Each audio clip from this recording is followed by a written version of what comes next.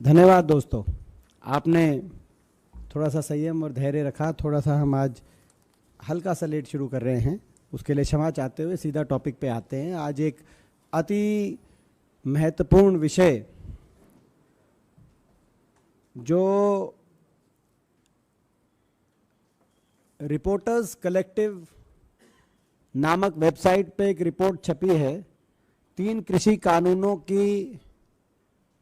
का जन्म कहाँ से हुआ, उस संदर्भ में काफ़ी डिटेल्ड रिपोर्ट 2 भाग में रिपोर्टर्स कलेक्टिव में ये रिपोर्ट आई है।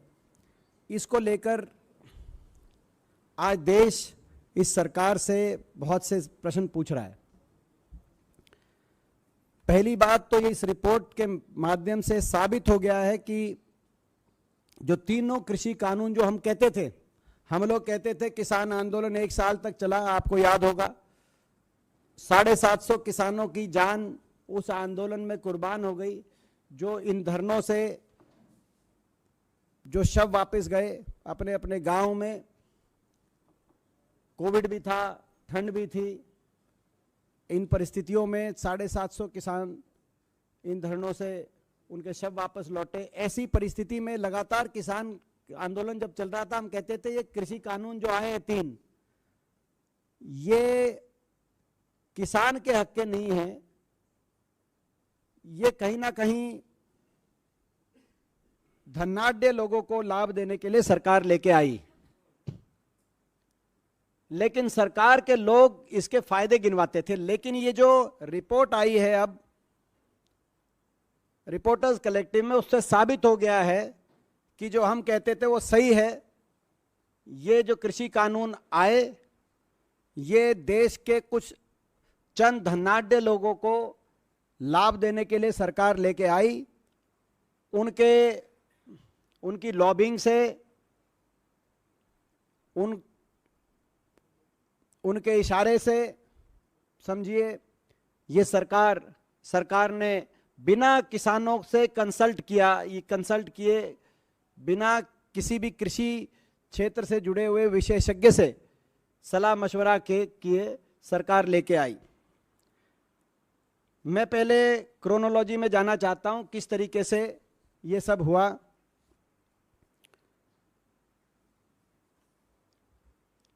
देखिए, फरवरी 28, 2016 प्रधानमंत्री जी ने कहा कि 2022 तक इनकम डबल के लिए हम अपना लक्ष्य रखते हैं।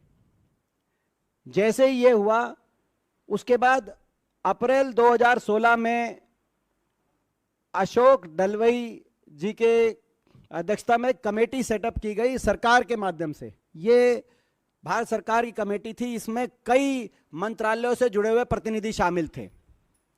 ऑफिशियल कमेटी थी जो इस संदर्भ में काम करा, जिस कमेटी ने, और अंततः उस कमेटी ने 3000 पेज की रिपोर्ट सरकार को सौंपी भी, जिसमें कई अच्छे सुझाव भी इस कमेटी के हैं। लेकिन जब ये कमेटी कार्य कर रही थी, उसी दौरान एक शरद मराठे नामक एक व्यक्ति ने नीति आयोग के वाइस चेयरमैन राजीव कुमार जी को एक पत्र लिखा, और उस पत्र में लिखा कि डबलिंग इनकम के लिए मैं एक मॉडल प्रपोज करना चाहता हूं देश में, और इस मॉडल में 3 कंपनियां बने। एक कंपनी बने फार्म मैनेजमेंट कंपनी, जिसमें 500 से 1000 एकड़ तक की जमीन हो, और जिसमें जितने भी फार्मर्स से वो जमीन ली जाए उनको 51% इनका जो है पार्टनर बना दिया जाए, बाकी बड़े उद्योगपति। दूसरी कंपनी बने जो कि प्रोसेसिंग एंड पैकेजिंग कंपनी, उसमें किसान का कोई लेना देना नहीं, और तीसरी मार्केटिंग कंपनी, उसमें किसान का लेना देना नहीं। वो 3 कंपनियां बने जो बड़े धनाढ्य बनाए। जो फार्म मैनेजमेंट कंपनी जो किसानों से जमीन लेके बनाई जाए 500 से 1000 एकड़, उसमें 51% जरूर किसान को दिया जाए। ये उन्होंने एक प्रपोजल लेते कहा कि ये डबलिंग इनकम बड़ा मदद करेगी। और नीति आयोग से मैं मांग करना चाहता हूं, नीति आयोग इसको लेकर, प्रपोजल को लेकर एक टास्क फोर्स गठित करे। ज्ञात रहे, मैंने आपको जैसे कहा कि सरकार, भारत सरकार एक ऑफिशियल कमेटी बना चुकी थी अशोक दलवई जी के अध्यक्षता में, मगर जब वो कमेटी काम कर रही थी उसके साथ साथ ये टास्क फोर्स गठित करने की बात शरद मराठे, कौन है शरद मराठे? उनका कृषि क्षेत्र से कुछ लेना देना नहीं। शरद मराठे 1960 से अमेरिका में रह रहे हैं। कहीं ना कहीं सत्तारूढ़ दल से और उनके जो एनआरआई, जो उनके संगठन से जुड़े हुए लोग हैं, उनसे इनका काफी अच्छा परिचय है। और बार बार इनको ऐसी डेलीगेशंस में या ऐसी सरकार की तरफ मीटिंग्स में शामिल होने का अवसर मिलता है जो आप और हम और आम नागरिक को नहीं मिलता। जैसे कि 2019 में वो princess of Spain, chairman NABARD के साथ प्रिंसेस ऑफ स्पेन से वो मिले। आयुष, उनका कोई आयुष से भी लेना देना नहीं, लेकिन 2018 में एक टास्क फोर्स बनाई गई आयुष सेक्टर को बढ़ावा देने के लिए, उसका भी उनको चेयरमैन बना दिया गया था। मगर ये ना तो इनका तो कोई आयुष से लेना देना, ना कृषि क्षेत्र से लेना देना। ये जो हैं, ये जनाब, इन्होंने, इनकी एक सॉफ्टवेयर कंपनी है यूएस के अंदर, यूनिवर्सल टेक्निकल सिस्टम्स, इन्होंने मैकेनिकल इंजीनियरिंग एमबीए करी है। और एक और सॉफ्टवेयर, एक और कंपनी है universal technical systems private limited, ये इंडिया में रजिस्टर्ड कंपनी है। तो ऐसे व्यक्ति ने एक टास्क फोर्स कहा कि भाई कृषि क्षेत्र में किसान की, और नीति आयोग ने इनके सुझाव पर, नीति आयोग के मेंबर रमेश चंद ने लिखा कि proposal for establishing task force has been discussed with the prime minister's office and we will await their response before proceeding further. ये 2017 दिसंबर में लिखा गया। उसके बाद ये टास्क फोर्स गठित कर दी गई। तो क्या जवाब होगा वो आप समझ सकते हैं। टास्क फोर्स बना दी गई। यही नहीं, इस टास्क फोर्स में इन्होंने कहा, जो ये शरद मराठे,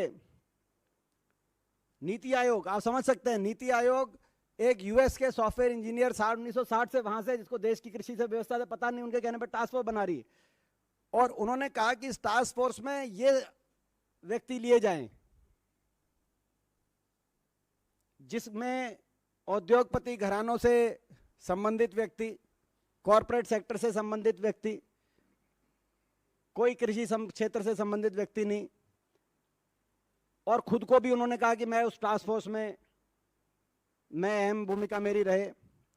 उन्होंने एक दो की और उस टास्क फोर्स के अंदर, एक कोई विनय चौटाई वाले जी हैं, जो कि भाजपा के ओवरसीज के कई प्रोग्राम्स आयोजन वगैरह करते हैं, उनका उन्होंने नाम सुझाया।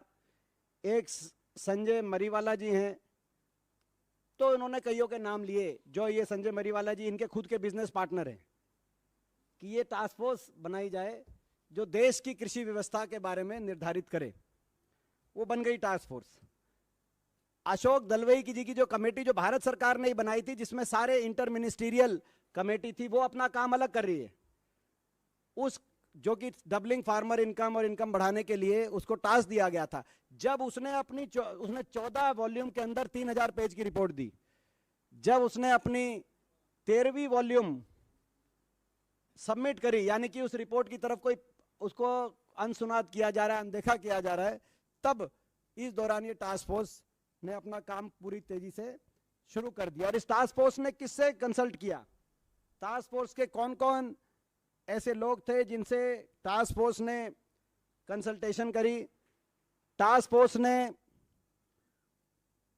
The task force consulted handpick big corporates such as Adani Group, Patanjali Ayurveda, Mahindra Group and Big Basket. इन ऐसे बड़े कॉरपोरेट घरानों से पूछा गया कि क्या होना चाहिए। जाहिर है इन्होंने अपने अपने नजरिए से सारी बात रखी और अंततः आपने देखा कि कोविड के दौरान बिना संसद में बहस किए 3 कृषि कानून आ गए।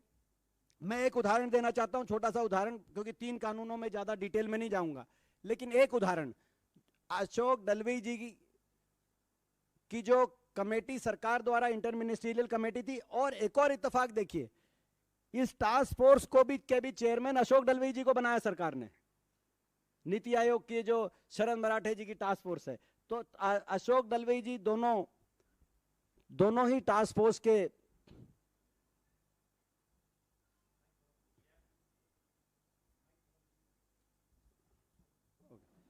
तो ये दोनों टास्क फोर्स के की अध्यक्षता अशोक दलवी जी कर रहे थे।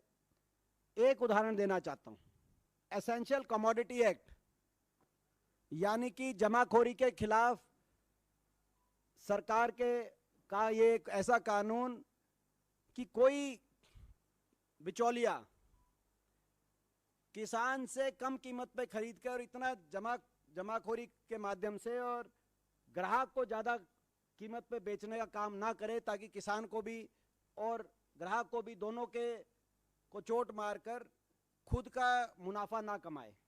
इसीलिए जमाखोरी का एक कानून है एसेंशियल कमोडिटी एक्ट। और आपको याद होगा 3 कृषि कानून में से एक ये भी था कि इसमें बदलाव। अशोक दलवी जी की 2 कमेटियां हैं। एक कमेटी जो दूसरी इंटर मिनिस्ट्रियल कमेटी है, उसमें एक सुझाव ये है कि ये प्राइवेट सेक्टर को बढ़ावा देने के लिए एसेंशियल कमोडिटी एक्ट में एग्जेम्पशन दिया जाए। बीच का जो एंटिटी है वो, मगर वो तब दिया जाए जब वो एमएसपी पे परचेज करे। एमएसपी पे अगर खरीदती है तो बीच में वो रख सकती है, बीच की एंटिटी। मगर टास्क फोर्स के आगे अदानी समूह ने कहा, और अदानी समूह जैसे बाकी जो मैंने आपको नाम लिए, उन्होंने कहा कि ये ठीक है, बीच की एंटिटी को इजाजत दी जाए जमाखोरी करने की, असीमित और अनियंत्रित इजाजत दी जाए, और एमएसपी पे खरीद करने की कोई कंडीशन ना हो, और यही मान लिया गया। कानून जब आया तो उसमें जो अशोक दलवी जी की भारत सरकार द्वारा जो इंटर मिनिस्ट्रियल कमेटी थी, उसकी सिफारिश को ना मानकर ये थी जिसमें इनकी जो टास्क फोर्स थी, शरद मराठे जी की टास्क फोर्स, उसकी कंडीशन मान ली गई कि कोई एमएसपी पे खरीदने की अनिवार्यता नहीं है। ये दलवी जी की जो टास्क फोर्स है इंटर मिनिस्ट्रियल, उसकी रिपोर्ट सार्वजनिक पब्लिक डोमेन में। अभी तक ये जो नीति आयोग द्वारा जो ये इसकी रिपोर्ट पब्लिक डोमेन में नहीं है, लेकिन किस समूह ने क्या कहा, महिंद्रा ग्रुप ने क्या कहा उसमें सुझाव, अदानी समूह ने क्या कहा, पतंजलि समूह ने क्या कहा, वो सारा पब्लिक डोमेन में है। तो आज ये साबित हो गया है, जैसे मैंने कहा, इस रिपोर्ट के आने के बाद, कि ये तीनों कृषि कानून किसान को लाभ देने के लिए नहीं, धनाढ्य लोगों को लाभ देने के लिए बनाए गए थे। किसान ये कहता रहा, हम लोग ये कहते रहे, आज ये साबित हो गया है। केंद्र सरकार को अपने ड्राफ्ट, इस बिल के द्वारा अपने ड्राफ्ट पे इतना भरोसा था कि कोविड के दौरान बिना चर्चा करे संसद में उन्होंने ये ऑर्डिनेंस ये लेके आ गए कोरोना काल में, जबकि किसान संगठन की कोई ये मांग नहीं थी। पूरे देश में कोई किसान मांग नहीं कर रहा था। तभी किसानों को शक हो गया था, हमारा देश का किसान भोला जरूर है लेकिन समझदार भी है। ये जय जवान जय किसान का देश था और है और रहेगा, लेकिन भाजपा ना जवान की है ना किसान की है, भाजपा केवल धनवान की है, यह भी साबित हो गया है। और सरकार ये कहती थी कि किसानों को हम इनके लाभ समझाने में सफल नहीं हो पा रहे 3 कानूनों के, लेकिन सच्चाई ये निकली कि किसान ये समझ गया कि इन बिलों के पीछे हकीकत क्या है। ये बड़े उद्योगपति धनाढ्यों को फायदा पहुंचाने के लिए और किसान को नुकसान पहुंचाने की नीयत से लाए गए हैं। किसानों को इन 3 बिलों के फायदे ना समझा पा रही भाजपा, बार बार कह रही थी हम नहीं समझा पा रहे। प्रधानमंत्री जी सबको फील्ड में भेजने की कह रहे थे समझाओ, लेकिन हकीकत यह है कि किसान ये समझ गए कि इन 3 कानूनों के आने से कितना भयंकर नुकसान किसान का होगा। इस बात की तकलीफ बीजेपी को है। ये नहीं कि वो इनके 3 के फायदे नहीं समझा पाई, ये कि किसान समझ गया कि कितना भयंकर नुकसान किसान को होगा। और इसीलिए हम मांग करते हैं सरकार से, प्रेस रिलीज में बाकी डिटेल हैं, कि जब दलवई, हमारी 4 मांगे हैं, जब दलवई कमेटी की 3000 पेज की रिपोर्ट मौजूद थी तो नियमों को दरकिनार कर भाजपा ने गैर विशेषज्ञ एनआरआई उद्योगपति की बात क्यों सुनी? हाई लेवल टास्क फोर्स क्यों गठित किया गया नीति आयोग द्वारा? क्या वो किसानों के अधिकारों को कुचलने के लिए बनाई गई थी ताकि चुनिंदा धनाढ्यों को मुनाफा कमा सकें? पहला प्रश्न। दूसरा, आखिर भाजपा सरकार को चुनिंदा पूंजीपतियों का फायदा कराना क्या इतना जरूरी है जिसके चलते उन्होंने देश की पूरी खाद्य व्यवस्था और कृषि सेक्टर को तार तार करने की साजिश रची? हमारा दूसरा प्रश्न। हमारा तीसरा प्रश्न, देश का जो अन्नदाता 140 करोड़ भारत नागरिकों का पेट भरता है, उसके साथ ये सरकार ऐसा शत्रुपूर्ण व्यवहार क्यों कर रही है? हमारा तीसरा प्रश्न। और हमारा अंतिम प्रश्न है, किसानों को गाड़ी के नीचे कुचलने वाली भाजपा सरकार ने किसानों को कॉस्ट प्लस 50% एमएसपी तो दिया नहीं। शहीद 750 किसानों को ना मुआवजा, ना शहीद का दर्जा, ना उनके परिवारों में सरकारी नौकरी देने का काम हुआ, और ना ही संसद में 2 मिनट का मौन धरा गया। इतना ही नहीं, उनके खिलाफ केस दर्ज भी वापस नहीं हुए। अब जो आंदोलन खत्म कराते वक्त सरकार ने जो मांगे मानी थी, एमएसपी कमेटी का गठन करना, समय निर्धारित तरीके से एमएसपी को लीगल गारंटी देने का को क्रियान्वित करना, और ये केस मुकदमे वापस लेना, इन सभी समझौते के जो फैसले हुए थे, इनको पूरा करने की टाइमलाइन कब तक है? ये हमारा चौथा और अंतिम प्रश्न। ये 4 प्रश्न आज हम सवाल सरकार से पूछते हैं। बाकी आपके कोई प्रश्न होंगे तो उनको हम लेते हैं।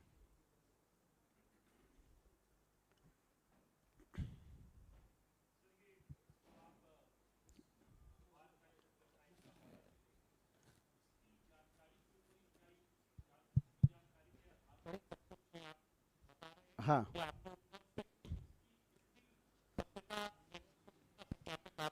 देखिए, मैंने जैसे कहा कि हम ये जो आज की जो ये विषय है, इसमें या तो जो चीज़ें पब्लिक डोमेन में अवेलेबल हैं, जैसे अशोक दलवई कमेटी की रिपोर्ट, जो इंटर मिनिस्ट्रियल कमेटी की रिपोर्ट, या जो इस रिपोर्ट में आया है, जो 2 भाग की रिपोर्ट, जो रिपोर्टर्स कलेक्टिव की मैंने रिपोर्ट किया, इसके भी आधार पे, मगर इसमें इसके साथ साथ ये कुछ जो लेटर्स हैं, वो लेटर्स भी इन्होंने इस रिपोर्ट में सार्वजनिक किए हैं। जैसे कि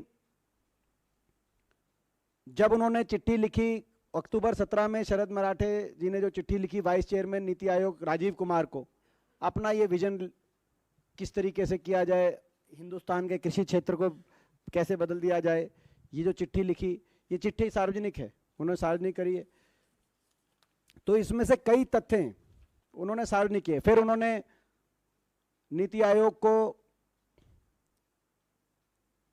मार्च 8 2018 में, जनवरी 2018 में, नहीं मंडे 8 तारीख जनवरी 2018 में उन्होंने ईमेल लिखी दोबारा से नीति आयोग वाइस चेयरमैन राजीव जी को कि भाई मुझे ऑफिस दिया जाए, मुझे मेरे ट्रैवल एक्सपेंस कवर किए जाएं, मेरे को मतलब सारी एमिनिटीज़ दी जाए। उन्होंने 5-7 एमिनिटीज़ इसमें तो ये लिखी। ये ईमेल भी इस रिपोर्ट के अंदर सार्वजनिक। तो इन्होंने जो ये रिपोर्ट आई है उस रिपोर्ट में कई बातें जो भी इनके ऑथर हैं उन्होंने रखा है। तो ये एक हमारा एक सोर्स ये है, और दूसरा जो पब्लिक डोमेन में जानकारी। देखिए मैंने आपको बताया कि हम हमारे पास दो चीज़ें हैं, एक तो ये जो रिपोर्ट है, हम इस रिपोर्ट को कोट कर रहे हैं। जांच हमारी मांग है और इस पे जांच होनी चाहिए। जो हमारे सवाल हैं, आपने 4 सवाल शायद पूछे नहीं, ये जो आपने हमारे 4 सवाल हमने किए कि जो सारी बात आई है इस पे इसका सारा सच देश के सामने आए, ये हमारी मांग है। इसकी एक एक बात की पुष्टि करना, इसकी सत्यता को स्वीकारना या इस पे कोई प्रश्न लगाना ये सरकार का कार्य है। मगर एक इतना बड़ा खुलासा देश के सामने आया है, जो इतना बड़ा कोई खुलासा है, तो हम उस खुलासे के आधार पर सरकार से अपने सवाल पूछ रहे हैं। जी, साल भर से ऊपर हो गया ये कृषि कानून वापस हुए। प्रधानमंत्री ने कहा तपस्या में कमी रह गई थी, वो कह के उन्होंने वापस ले लिया। थोड़ा सा तेज बोलिए। प्रधानमंत्री ने वापस ले लिया था, साल भर से ऊपर हो गया, और वादा भी किया था कि हम ये सारे केस वापस लेंगे और मुआवजा देंगे और एमएसपी को कानूनी गारंटी बनाएंगे। तो किसान लड़ भी रहे, अभी आपके हरियाणा में भी आंदोलन हुआ सूरजमुखी को लेकर के। सवाल ये है कि आपकी पार्टी कांग्रेस और इंडिया अलायंस एमएसपी की कानूनी गारंटी को लेकर के क्या सरकार के किसी अनाउंसमेंट का इंतजार करेंगे या कुछ आगे बढ़ेंगे, उस पे आपकी क्या योजना है? देखिए कांग्रेस पार्टी का इसमें स्पष्ट स्टैंड है। उदयपुर डिक्लेरेशन में हुड्डा कमेटी द्वारा, कृषि संबंधित कमेटी द्वारा हमारे उदयपुर डिक्लेरेशन में की बात हो, या हमारे एआईसीसी सेशन रायपुर में जो रेजोल्यूशन अडॉप्ट किया गया, उस रेजोल्यूशन में हुड्डा जी के नेतृत्व में जो कमेटी बनी कांग्रेस की कृषि संबंधित, उसमें ये जो रेजोल्यूशन दिया गया उसमें स्पष्ट रूप से मैं आपको इस बारे में बताता हूं जो आपने कहा।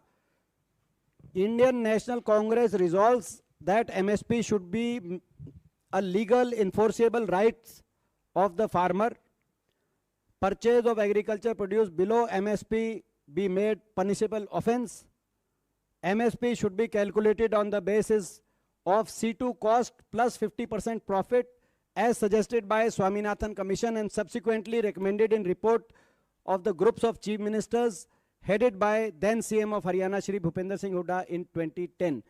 ये हमारा कांग्रेस का रेजोल्यूशन एआईसीसी में, एआईसीसी रेजोल्यूशन रायपुर में हमने ये रेजोल्यूशन अडॉप्ट किया। उदयपुर के अंदर हमने इसको अडॉप्ट किया। ये हमारा ऑफिशियल प्लान है। जहाँ तक इंडिया के अलायंस की बात है, वो अगर कोई जब जॉइंट की बात आएगी उस समय विचार विमर्श करके, लेकिन कांग्रेस स्पष्ट है इस विषय पे। कांग्रेस का स्पष्ट स्टैंड है, देश के किसान के सामने अपना स्टैंड हमने रायपुर में रख दिया था। ये रेजोल्यूशन हमने किया है।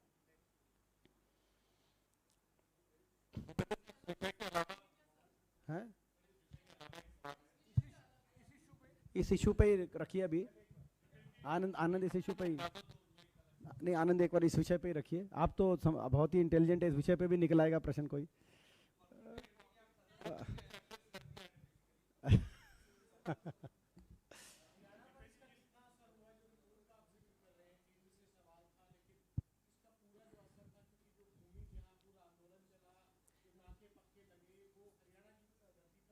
देखिए इसमें बार बार जो ये रिपोर्ट आई है और ये जो इसमें बार बार एक चीज कही गई है, जो कि जिस बात का शक देश के किसान को तभी था।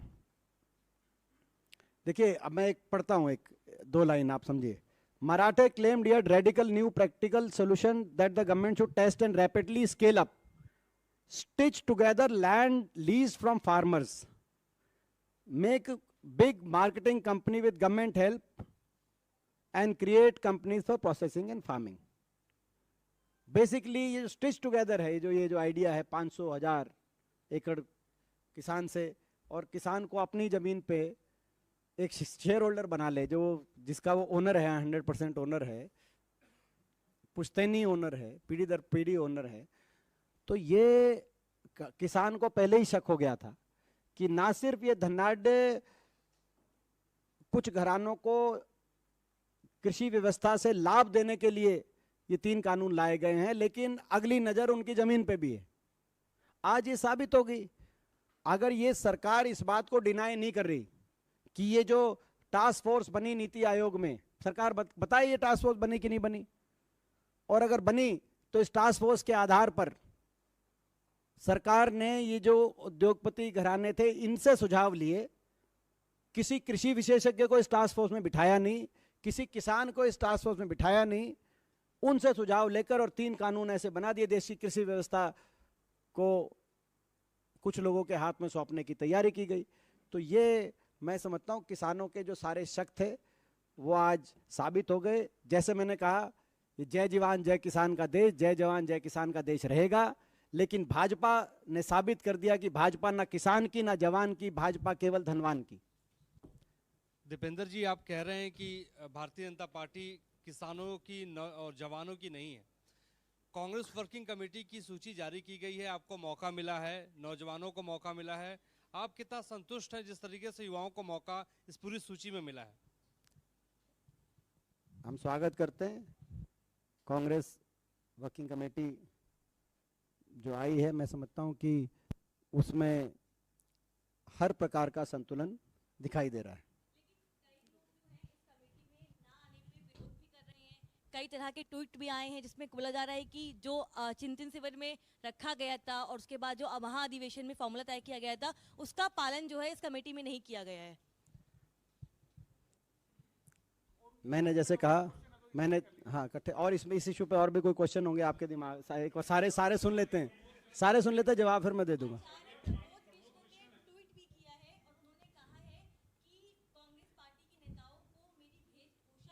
तिलक से कहीं ना कहीं एक परहेज है और दिक्कत है, इसीलिए उनको जगह नहीं मिली है। अच्छा, और कोई प्रश्न?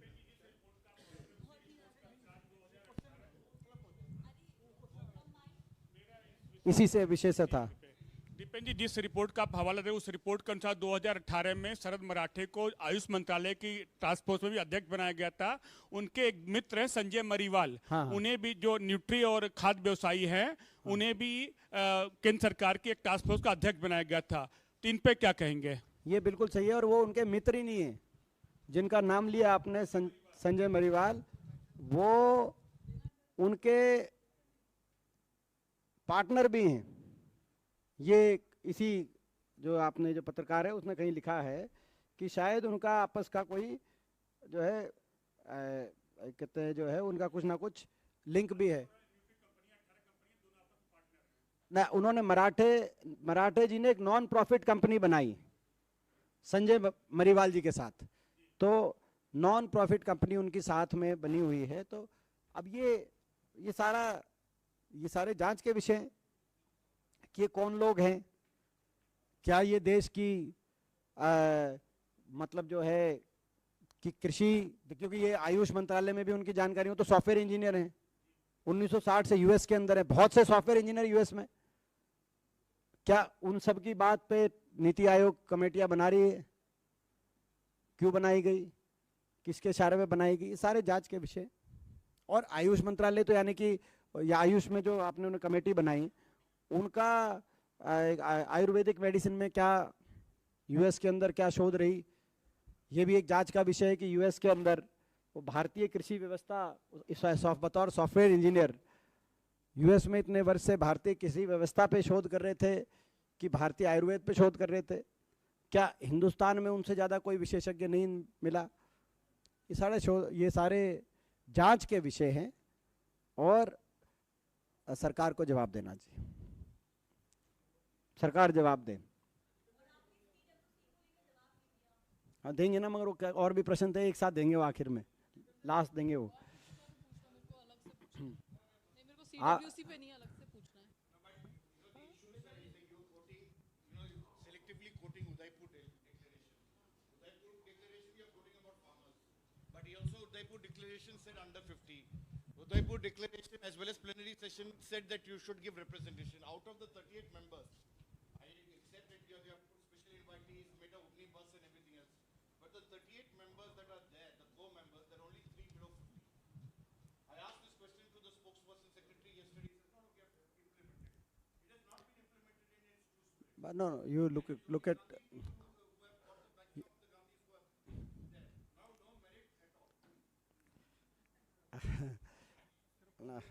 नहीं, आप जो है, आपने कहा no merit at all. Sunil Prabhu ji, हम आपको जो है, हम भी 10-15 साल से जानते हैं, अब हमारा नाम आ गया, आप कह रहे हैं नो मेरिट एट ऑल। इतना तो इतनी तो आप इतना तो आलोचना में, आप आलोचना में इतना तो आलोचना में आप शिष्टाचार निभाएंगे, हमें उम्मीद है। कांग्रेस वर्किंग कमेटी का गठन मैं मानता हूं हर प्रकार के संतुलन को देखते हुए और समझते हुए कांग्रेस शीर्ष नेतृत्व ने किया है। इसका बहुत अच्छा संदेश देश में गया है। हम कांग्रेस शीर्ष नेतृत्व का धन्यवाद करते हैं। कांग्रेस वर्किंग कमेटी का के गठन में हर प्रकार के संतुलन को बनाने का उन्होंने काम किया है। किया गया कांग्रेस पार्टी की तरफ से कि सनी देओल का जो बंगला था आज 26 करोड़ में ऑक्शन होना था और बैंक ने कहा कि टेक्निकल रीजन की वजह से ये एक बार जानकारी लेने के बाद, विजय लक्ष्मी जी, जानकारी लेने के बाद आपको अलग से इसका जवाब दे देंगे। नहीं, पता नहीं, हमें जानकारी नहीं। पर आपको लगता है वही जो आप कहते हैं धनाढ़ लोग या ये सब इसी वजह से, टेक्निकल रीजन की वजह से ऑक्शनिंग रुक गई? आपकी बात हो सकता है सही हो, लेकिन हमें जानकारी नहीं, हम इतना ज़्यादा सनी देओल हम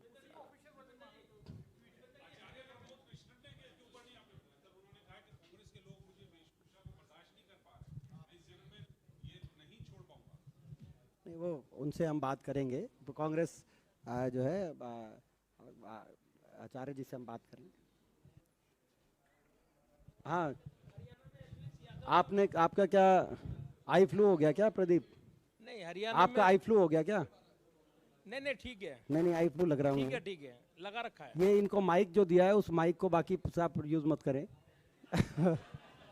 इनको आई फ्लू हो गया लगता है। अच्छा, मैं ये कह रहा हूँ, सवाल ये है दीपेंद्र जी, आपके राज्य में एलविस यादव का बहुत अभिनंदन हो रहा है, मुख्यमंत्री जगह जगह उनका अभिनंदन कर रहे हैं, और जो उन्होंने बिग बॉस OTT प्लेटफॉर्म पे जीत हासिल की, उसके बाद बड़ी चर्चाएं हैं आपके राज्य में। तो अच्छी बात है, तो आप खबर बता रहे हो, प्रश्न तो पूछ ही नहीं रहे। नहीं, आप भी अभिनंदन करेंगे थैंक क्या यू अपने मंच पर?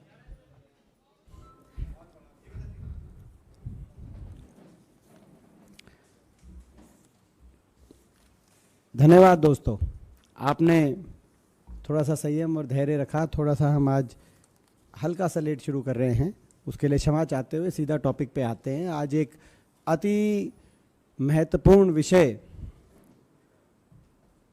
जो रिपोर्टर्स कलेक्टिव नामक वेबसाइट पे एक रिपोर्ट छपी है, 3 कृषि कानूनों का जन्म कहाँ से हुआ, उस संदर्भ में काफ़ी डिटेल्ड रिपोर्ट 2 भाग में रिपोर्टर्स कलेक्टिव में ये रिपोर्ट आई है। इसको लेकर आज देश इस सरकार से बहुत से प्रश्न पूछ रहा है। पहली बात तो इस रिपोर्ट के माध्यम से साबित हो गया है कि जो तीनों कृषि कानून जो हम कहते थे, हम लोग कहते थे किसान आंदोलन 1 साल तक चला, आपको याद होगा, 750 किसानों की जान उस आंदोलन में कुर्बान हो गई, जो इन धरनों से जो शव वापस गए अपने अपने गांव में, कोविड भी था, ठंड भी थी। इन परिस्थितियों में 750 किसान इन धरनों से उनके शव वापस लौटे। ऐसी परिस्थिति में लगातार किसान आंदोलन जब चल रहा था, हम कहते थे ये कृषि कानून जो आए हैं 3, ये किसान के हक के नहीं है, ये कहीं ना कहीं धनाढ्य लोगों को लाभ देने के लिए सरकार लेके आई। लेकिन सरकार के लोग इसके फायदे गिनवाते थे। लेकिन ये जो रिपोर्ट आई है अब रिपोर्टर्स कलेक्टिव में, उससे साबित हो गया है कि जो हम कहते थे वो सही है। ये जो कृषि कानून आए, ये देश के कुछ चंद धनाढ्य लोगों को लाभ देने के लिए सरकार लेके आई। उनकी लॉबिंग से, उनके इशारे से समझिए, ये सरकार ने बिना किसानों से कंसल्ट किए, बिना किसी भी कृषि क्षेत्र से जुड़े हुए विशेषज्ञ से सलाह मशवरा किए सरकार लेके आई। मैं पहले क्रोनोलॉजी में जाना चाहता हूं, किस तरीके से ये सब हुआ।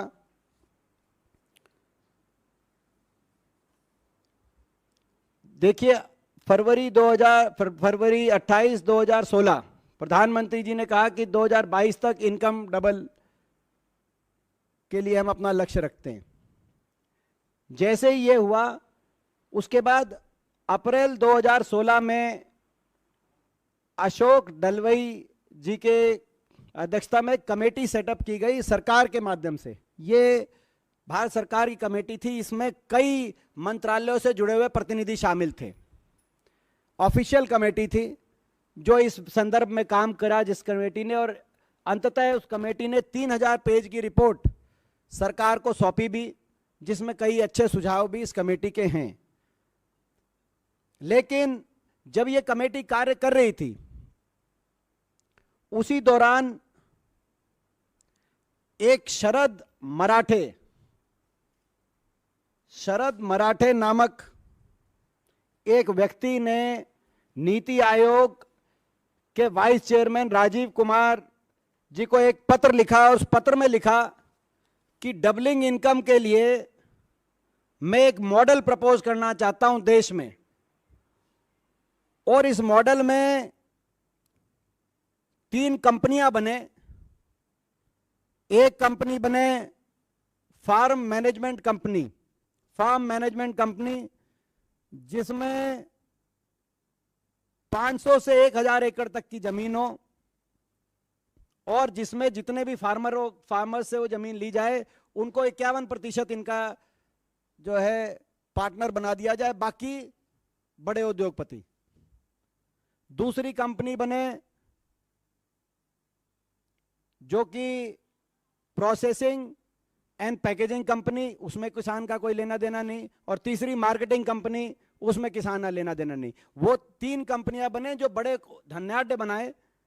जो फार्म मैनेजमेंट कंपनी जो किसानों से जमीन लेके बनाई जाए 500 से 1000 एकड़, उसमें 51% जरूर किसान को दिया जाए। ये उन्होंने एक प्रपोजल लेते कहा कि ये डबलिंग इनकम बड़ा मदद करेगी। और नीति आयोग से मैं मांग करना चाहता हूं, नीति आयोग इसको लेकर, प्रपोजल को लेकर एक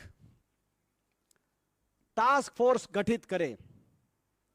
ज्ञात रहे, मैंने आपको जैसे कहा कि भारत सरकार एक ऑफिशियल कमेटी बना चुकी थी अशोक डलवई जी के अध्यक्षता में, मगर जब वो कमेटी काम कर रही थी, उसके साथ साथ ये टास्क फोर्स गठित करने की बात शरद मराठे, कौन है शरद मराठे? उनका कृषि क्षेत्र से कुछ लेना देना नहीं। शरद मराठे 1960 से अमेरिका में रह रहे हैं। कहीं ना कहीं सत्तारूढ़ दल से और उनके जो एनआरआई, जो उनके संगठन से जुड़े हुए लोग हैं, उनसे इनका काफी अच्छा परिचय है, और बार बार इनको ऐसी डेलीगेशंस में या ऐसी सरकार की तरफ मीटिंग्स में शामिल होने का अवसर मिलता है जो आप और हम और आम नागरिक को नहीं मिलता। जैसे कि 2019 में वो princess of Spain, chairman NABARD के साथ प्रिंसेस ऑफ स्पेन से वो मिले। आयुष, उनका कोई आयुष से भी लेना देना नहीं, लेकिन 2018 में एक टास्क फोर्स बनाई गई आयुष सेक्टर को बढ़ावा देने के लिए, उसका भी उनको चेयरमैन बना दिया गया था। मगर ये ना तो इनका तो कोई आयुष से लेना देना, ना कृषि क्षेत्र से लेना देना। ये जो हैं, ये जनाब, इन्होंने, इनकी एक सॉफ्टवेयर कंपनी है यूएस के अंदर, यूनिवर्सल टेक्निकल सिस्टम्स, इन्होंने मैकेनिकल इंजीनियरिंग एमबीए करी है। और एक और सॉफ्टवेयर, एक और कंपनी है universal technical systems private limited, ये इंडिया में रजिस्टर्ड कंपनी है। तो ऐसे व्यक्ति ने एक टास्क फोर्स कहा कि भाई कृषि क्षेत्र में किसान की, और नीति आयोग ने इनके सुझाव पर, नीति आयोग के मेंबर रमेश चंद ने लिखा कि proposal for establishing task force has been discussed with the prime minister's office and we will await their response before proceeding further. ये 2017 दिसंबर में लिखा गया। उसके बाद ये टास्क फोर्स गठित कर दी गई। तो क्या जवाब होगा वो आप समझ सकते हैं। टास्क फोर्स बना दी गई। यही नहीं, इस टास्क फोर्स में इन्होंने कहा, जो ये शरद मराठे, नीति आयोग, आप समझ सकते हैं, नीति आयोग एक यूएस के सॉफ्टवेयर इंजीनियर 1960 से वहां से, जिसको देश की कृषि से व्यवस्था से पता नहीं, उनके कहने पर टास्क फोर्स बना रही है। और उन्होंने कहा कि इस टास्क फोर्स में ये व्यक्ति लिए जाएं जिसमें औद्योगपति घरानों से संबंधित व्यक्ति, कॉरपोरेट सेक्टर से संबंधित व्यक्ति, कोई कृषि क्षेत्र से संबंधित व्यक्ति नहीं। और खुद को भी उन्होंने कहा कि मैं उस टास्क फोर्स में, मैं अहम भूमिका मेरी रहे। उन्होंने एक दो की और, उस टास्क फोर्स के अंदर एक कोई विनय चौटाई वाले जी हैं, जो कि भाजपा के ओवरसीज के कई प्रोग्राम्स आयोजन वगैरह करते हैं, उनका उन्होंने नाम सुझाया। एक संजय मरीवाला जी हैं, तो इन्होंने कईयों के नाम लिए। जो ये संजय मरीवाला जी, इनके खुद के बिजनेस पार्टनर हैं, कि ये टास्क फोर्स बनाई जाए जो देश की कृषि व्यवस्था के बारे में निर्धारित करे। वो बन गई टास्क फोर्स। अशोक दलवई जी की जो कमेटी, जो भारत सरकार ने ही बनाई थी, जिसमें सारे इंटर मिनिस्टीरियल कमेटी थी, वो अपना काम अलग कर रही है। उस जो कि डबलिंग फार्मर इनकम और इनकम बढ़ाने के लिए उसको टास्क दिया गया था। जब उसने 14 वॉल्यूम के अंदर 3000 पेज की रिपोर्ट दी, जब उसने अपनी 13वीं वॉल्यूम सबमिट करी, यानी कि उस रिपोर्ट की तरफ कोई उसको अनसुनाद किया जा रहा है, अनदेखा किया जा रहा है, तब इस दौरान ये टास्क फोर्स ने अपना काम पूरी तेजी से शुरू कर दिया। और इस टास्क फोर्स ने किससे कंसल्ट किया? टास्क फोर्स के कौन कौन ऐसे लोग थे जिनसे टास्क फोर्स ने कंसल्टेशन करी? टास्क फोर्स ने, the task force consulted handpicked big corporates such as Adani Group, Patanjali Ayurveda, Mahindra Group and Big Basket। इन ऐसे बड़े कॉरपोरेट घरानों से पूछा गया कि क्या होना चाहिए। जाहिर है इन्होंने अपने अपने नजरिए से सारी बात रखी, और अंततः आपने देखा कि कोविड के दौरान बिना संसद में बहस किए 3 कृषि कानून आ गए। मैं एक उदाहरण देना चाहता हूं, छोटा सा उदाहरण, क्योंकि 3 कानूनों में ज्यादा डिटेल में नहीं जाऊंगा, लेकिन एक उदाहरण, अशोक दलवी जी की जो कमेटी सरकार द्वारा इंटर मिनिस्ट्रियल कमेटी थी, और एक और इत्तेफाक देखिए, इस टास्क फोर्स को भी के भी चेयरमैन अशोक दलवी जी को बनाया सरकार ने। नीति आयोग की जो शरद मराठे जी की टास्क फोर्स है, तो अशोक दलवी जी दोनों ही टास्क फोर्स के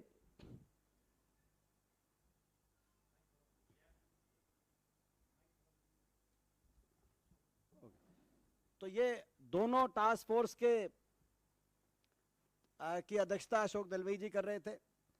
एक उदाहरण देना चाहता हूं, एसेंशियल कमोडिटी एक्ट, यानी कि जमाखोरी के खिलाफ सरकार का ये एक ऐसा कानून कि कोई बिचौलिया किसान से कम कीमत पे खरीद कर और इतना जमाखोरी के माध्यम से और ग्राहक को ज्यादा कीमत पे बेचने का काम ना करे, ताकि किसान को भी और ग्राहक को भी दोनों को चोट मारकर खुद का मुनाफा ना कमाए। इसीलिए जमाखोरी का एक कानून है एसेंशियल कमोडिटी एक्ट। और आपको याद होगा 3 कृषि कानून में से एक ये भी था कि इसमें बदलाव। अशोक दलवई जी की 2 कमेटियां हैं।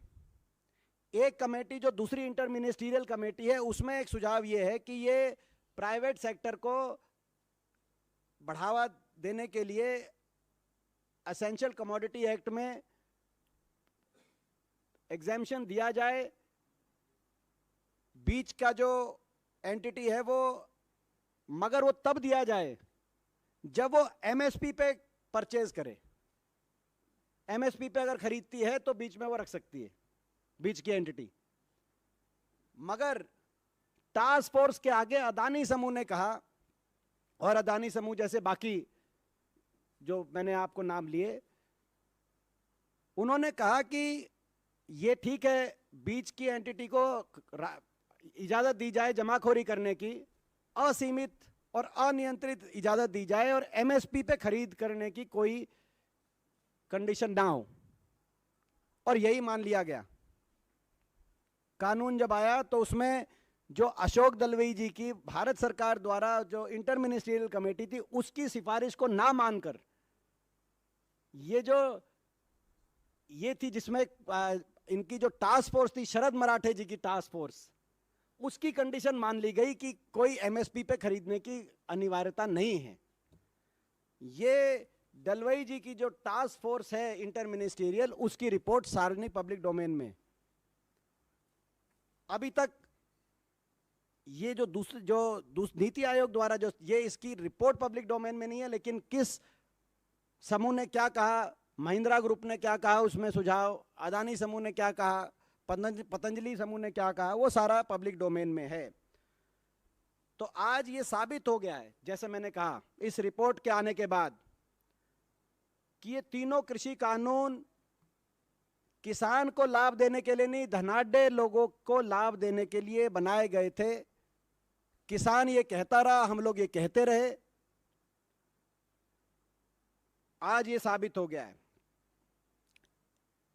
केंद्र सरकार को अपने ड्राफ्ट, इस बिल के द्वारा अपने ड्राफ्ट पे इतना भरोसा था कि कोविड के दौरान बिना चर्चा करे संसद में उन्होंने ये ऑर्डिनेंस ये लेके आ गए कोरोना काल में, जबकि किसान संगठन की कोई ये मांग नहीं थी।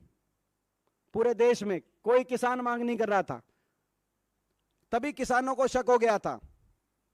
हमारा देश का किसान भोला जरूर है, लेकिन समझदार भी है। ये जय जवान जय किसान का देश था और है और रहेगा। लेकिन भाजपा ना जवान की है ना किसान की है, भाजपा केवल धनवान की है। यह भी साबित हो गया है। और सरकार ये कहती थी कि किसानों को हम इनके लाभ समझाने में सफल नहीं हो पा रहे 3 कानूनों के, लेकिन सच्चाई ये निकली कि किसान ये समझ गया कि इन बिलों के पीछे हकीकत क्या है। ये बड़े उद्योगपति धनाढ्यों को फायदा पहुंचाने के लिए और किसान को नुकसान पहुंचाने की नीयत से लाए गए हैं। किसानों को इन 3 बिलों के फायदे ना समझा पा रही भाजपा, बार बार कह रही थी हम नहीं समझा पा रहे। प्रधानमंत्री जी सबको फील्ड में भेजने की कह रहे थे समझाओ, लेकिन हकीकत यह है कि किसान ये समझ गए कि इन 3 कानूनों के आने से कितना भयंकर नुकसान किसान का होगा। इस बात की तकलीफ बीजेपी को है। ये नहीं कि वो इनके 3 के फायदे नहीं समझा पाई, ये कि किसान समझ गया कि कितना भयंकर नुकसान किसान को होगा। और इसीलिए हम मांग करते हैं सरकार से, प्रेस रिलीज में बाकी डिटेल हैं, कि जब दलवई हमारी 4 मांगे हैं, जब दलवई कमेटी की 3000 पेज की रिपोर्ट मौजूद थी, तो नियमों को दरकिनार कर भाजपा ने गैर विशेषज्ञ एनआरआई उद्योगपति की बात क्यों सुनी? हाई लेवल टास्क फोर्स क्यों गठित किया गया नीति आयोग द्वारा? क्या वो किसानों के अधिकारों को कुचलने के लिए बनाई गई थी ताकि चुनिंदा धनाढ्य मुनाफा कमा सकें? पहला प्रश्न। दूसरा, आखिर भाजपा सरकार को चुनिंदा पूंजीपतियों का फायदा कराना क्या इतना जरूरी है जिसके चलते उन्होंने देश की पूरी खाद्य व्यवस्था और कृषि सेक्टर को तार तार करने की साजिश रची? हमारा दूसरा प्रश्न। हमारा तीसरा प्रश्न, देश का जो अन्नदाता 140 करोड़ भारत नागरिकों का पेट भरता है, उसके साथ ये सरकार ऐसा शत्रुपूर्ण व्यवहार क्यों कर रही है? हमारा तीसरा प्रश्न। और हमारा अंतिम प्रश्न है, किसानों को गाड़ी के नीचे कुचलने वाली भाजपा सरकार ने किसानों को कॉस्ट प्लस 50% एमएसपी तो दिया नहीं, शहीद 750 किसानों को ना मुआवजा, ना शहीद का दर्जा, ना उनके परिवारों में सरकारी नौकरी देने का काम हुआ, और ना ही संसद में 2 मिनट का मौन धरा गया। इतना ही नहीं, उनके खिलाफ केस दर्ज भी वापस नहीं हुए। अब जो आंदोलन खत्म कराते वक्त सरकार ने जो मांगे मानी थी, एमएसपी कमेटी का गठन करना, समय निर्धारित तरीके से एमएसपी को लीगल गारंटी देने का को क्रियान्वित करना, और ये केस मुकदमे वापस लेना, इन सभी समझौते के जो फैसले हुए थे, इनको पूरा करने की टाइमलाइन कब तक है? ये हमारा चौथा और अंतिम प्रश्न। ये 4 प्रश्न आज हम सवाल सरकार से पूछते हैं। बाकी आपके कोई प्रश्न होंगे तो उनको हम लेते हैं।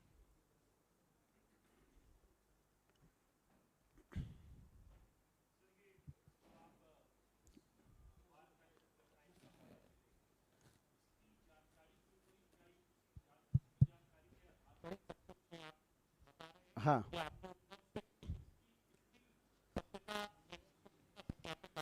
देखिए, मैंने जैसे कहा कि हम ये जो आज की जो ये विषय है,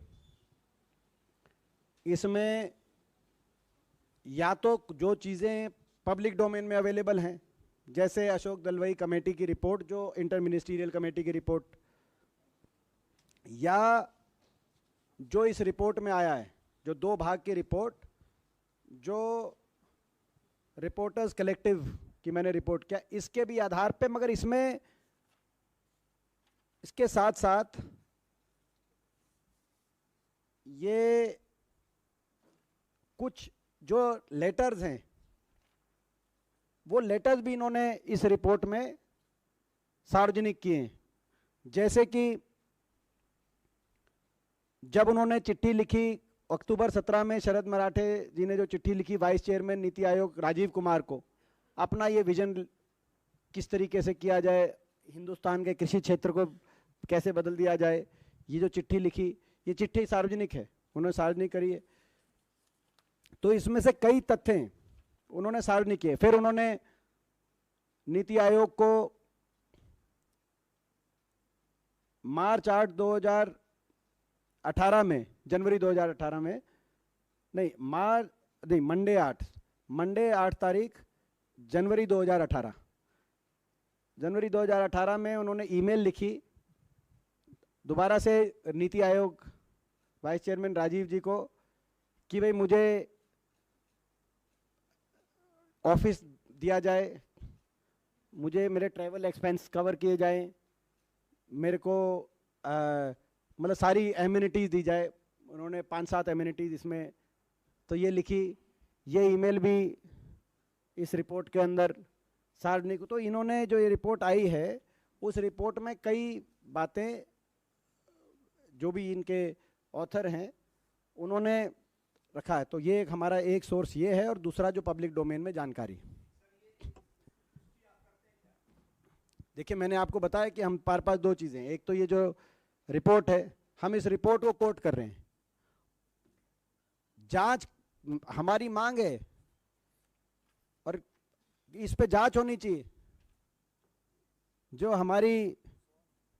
हमारे सवाल हैं, आपने 4 सवाल शायद पूछे नहीं, ये जो आपने हमारे 4 सवाल हमने किए कि जो सारी बात आई है इस पे इसका सारा सच देश के सामने आए, ये हमारी मांग है। इसकी एक एक बात की पुष्टि करना, इसकी सत्यता को स्वीकारना या इस पे कोई प्रश्न लगाना ये सरकार का कार्य है। मगर एक इतना बड़ा खुलासा देश के सामने आया है, जो इतना बड़ा कोई खुलासा है, तो हम उस खुलासे के आधार पर सरकार से अपने सवाल पूछ रहे हैं। दीपेन जी, साल भर से ऊपर हो गया ये कृषि कानून वापस हुए। प्रधानमंत्री ने कहा तपस्या में कमी रह गई थी, वो कह के उन्होंने वापस ले लिया। थोड़ा सा तेज बोलिए। प्रधानमंत्री ने वापस ले लिया था, साल भर से ऊपर हो गया, और वादा भी किया था कि हम ये सारे केस वापस लेंगे और मुआवजा देंगे और एमएसपी को कानूनी गारंटी बनाएंगे। तो किसान लड़ भी रहे, अभी आपके हरियाणा में भी आंदोलन हुआ सूरजमुखी को लेकर के। सवाल ये है कि आपकी पार्टी कांग्रेस और इंडिया अलायंस एमएसपी की कानूनी गारंटी को लेकर के क्या सरकार के किसी अनाउंसमेंट का इंतजार करेंगे या कुछ आगे बढ़ेंगे? उस पे आपकी क्या योजना है? देखिए, कांग्रेस पार्टी का इसमें स्पष्ट स्टैंड है। उदयपुर डिक्लेरेशन में हुड्डा कमेटी द्वारा, कृषि संबंधित कमेटी द्वारा हमारे उदयपुर डिक्लेरेशन में की बात हो या हमारे एआईसीसी सेशन रायपुर में जो रेजोल्यूशन अडॉप्ट किया गया, उस रेजोल्यूशन में हुड्डा जी के नेतृत्व में जो कमेटी बनी कांग्रेस की कृषि संबंधित, उसमें ये जो रेजोल्यूशन दिया गया उसमें स्पष्ट रूप से मैं आपको इस बारे में बताता हूं जो आपने कहा। Indian national Congress resolves that MSP should be a legal enforceable rights of the farmer, purchase of agriculture produce below MSP be made punishable offense, MSP should be calculated on the basis of C2 cost plus 50% profit as suggested by Swaminathan Commission and subsequently recommended in report of the groups of chief ministers headed by then CM of Haryana Shri Bhupender Singh Hooda in 2010। ये हमारा कांग्रेस का resolution AICC में, AICC resolution Raipur में हमने ये resolution adopt किया। उदयपुर के अंदर हमने इसको अडॉप्ट किया। ये हमारा ऑफिशियल प्लान है। जहाँ तक इंडिया के अलायंस की बात है, वो अगर कोई जब जॉइंट की बात आएगी उस समय विचार विमर्श करके, लेकिन कांग्रेस स्पष्ट है इस विषय पे। कांग्रेस का स्पष्ट स्टैंड है, देश के किसान के सामने अपना स्टैंड हमने रायपुर में रख दिया था। ये रेजोल्यूशन हमने किया है।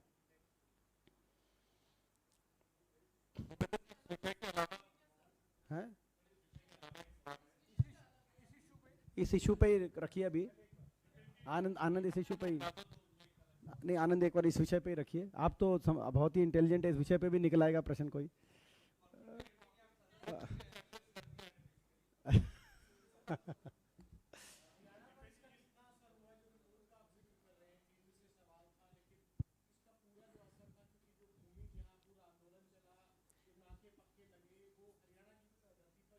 देखिए, इसमें बार बार जो ये रिपोर्ट आई है और ये जो इसमें बार बार एक चीज कही गई है, जो कि जिस बात का शक देश के किसान को तभी था। देखिए, अब मैं एक पढ़ता हूं, 1-2 लाइन आप समझिए। मराठे claimed yet radical new practical solution that the government should test and rapidly scale up, stitch together land leased from farmers, make big marketing company with government help and create companies for processing and farming। Basically ये stitch together है, ये जो idea है 500,000 एकड़ किसान से, और किसान को अपनी जमीन पे एक शेयर होल्डर बना ले, जो जिसका वो ओनर है, 100% ओनर है, पुश्तैनी ओनर है, पीढ़ी दर पीढ़ी ओनर है। तो ये किसान को पहले ही शक हो गया था कि ना सिर्फ ये धनाढ्य कुछ घरानों को कृषि व्यवस्था से लाभ देने के लिए ये 3 कानून लाए गए हैं, लेकिन अगली नजर उनकी जमीन पे भी है।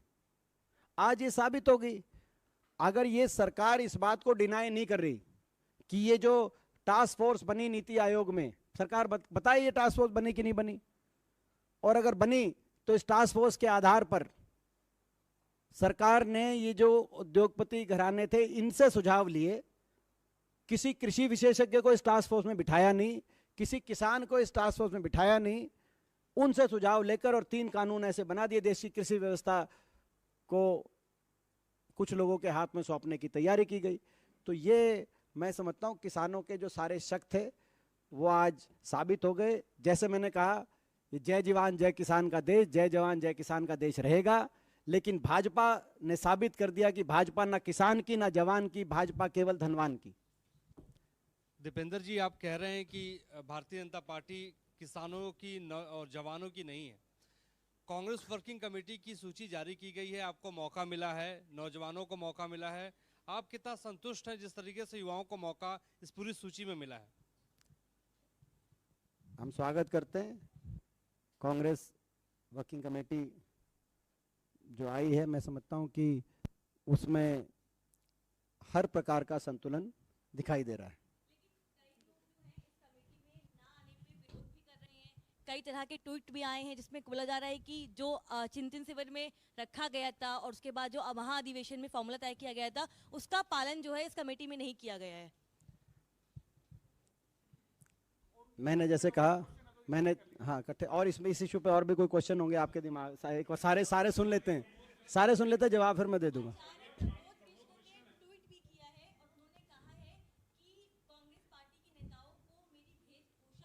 तिलक से कहीं ना कहीं एक परहेज है और दिक्कत है, इसीलिए उनको जगह नहीं मिली है। अच्छा, और कोई प्रश्न?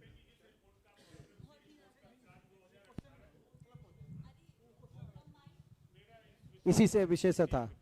दीपेन जी, जिस रिपोर्ट का आप हवाला दे उस रिपोर्ट के अनुसार 2018 में शरद मराठे को आयुष मंत्रालय की टास्क फोर्स में भी अध्यक्ष बनाया गया था। उनके एक मित्र हैं संजय मरीवाल, हाँ। उन्हें भी, जो न्यूट्री और खाद्य व्यवसायी हैं, उन्हें भी केंद्र सरकार की एक टास्क फोर्स का अध्यक्ष बनाया गया था।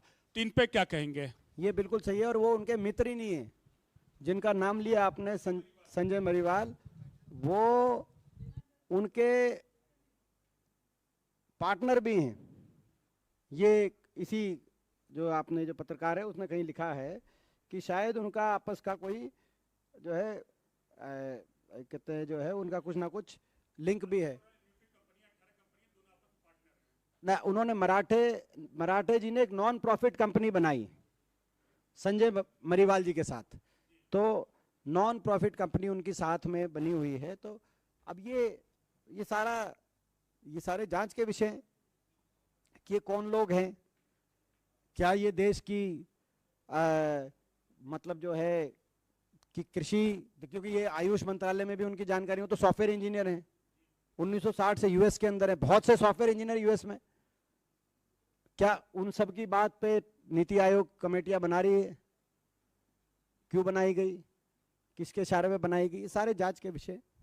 और आयुष मंत्रालय तो यानी कि या आयुष में जो आपने उन्हें कमेटी बनाई, उनका आयुर्वेदिक मेडिसिन में क्या यूएस के अंदर क्या शोध रही, ये भी एक जांच का विषय है कि यूएस के अंदर वो भारतीय कृषि व्यवस्था, बतौर सॉफ्टवेयर इंजीनियर यूएस में इतने वर्ष से भारतीय कृषि व्यवस्था पे शोध कर रहे थे कि भारतीय आयुर्वेद पे शोध कर रहे थे। क्या हिंदुस्तान में उनसे ज़्यादा कोई विशेषज्ञ नहीं मिला? ये सारे जांच के विषय हैं और सरकार को जवाब देना चाहिए। सरकार जवाब दे। हाँ देंगे ना, मगर वो और भी प्रश्न थे, एक साथ देंगे वो, आखिर में लास्ट देंगे वो। सीडब्ल्यूसी पे नहीं, अलग से पूछना है। Selectively quoting Udaipur declaration, you are quoting about farmers, but he also Udaipur declaration said under 50. Udaipur declaration as well as plenary session said that you should give representation. Out of the 38 members, I accept that you have put special invitees, made a omnibus and everything else, but the 38 members that are there, the core members, there are only 3 below 50.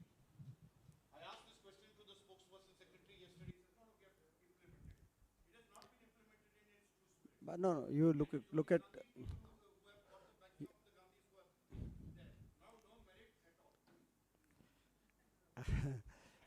ना, नहीं आप जो है आपने कहा no merit at all. Sunil Prabhu ji, हम आपको जो है हम भी 10-15 साल से जानते हैं, अब हमारा नाम आ गया, आप कह रहे हैं नो मेरिट एट ऑल। इतना तो इतनी तो आप इतना तो आलोचना में आप आलोचना में इतना तो आलोचना में आप शिष्टाचार निभाएंगे, हमें उम्मीद है।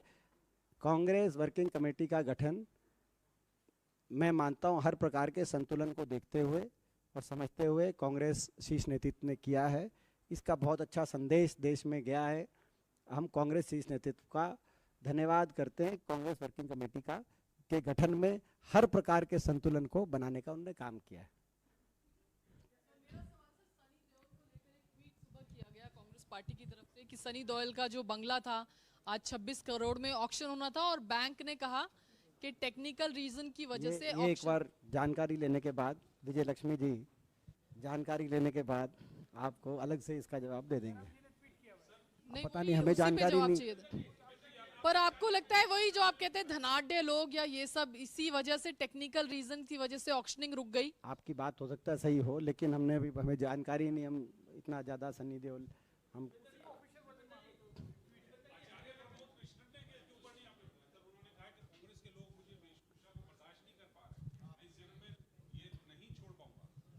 नहीं, वो उनसे हम बात करेंगे। तो कांग्रेस जो है आचार्य जी से हम बात करेंगे। हाँ, आपका क्या आई फ्लू हो गया क्या प्रदीप? नहीं, हरियाणा आपका आई फ्लू हो गया क्या?